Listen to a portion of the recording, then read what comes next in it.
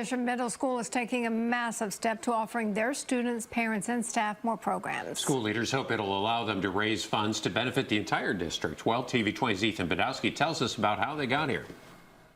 It's a huge win getting this certification. 6 long years. That's how long it took for Howard Bishop Middle School to receive their certification from the University of Central Florida as a community partnership school. It gives us a lot more services to provide to our students and families and things students need to be successful.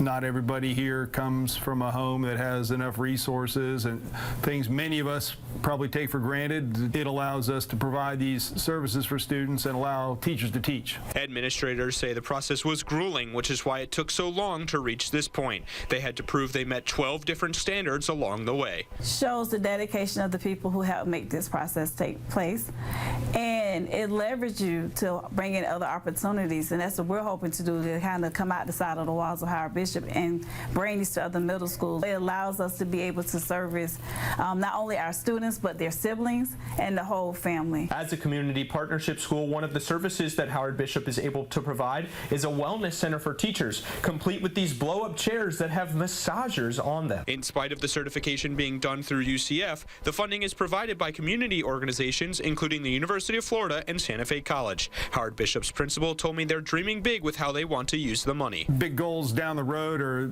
providing more health care for students and dental care. Howard Bishop also currently provides free after-school care through the program. In Gainesville, Ethan Badowski, TV 20 News.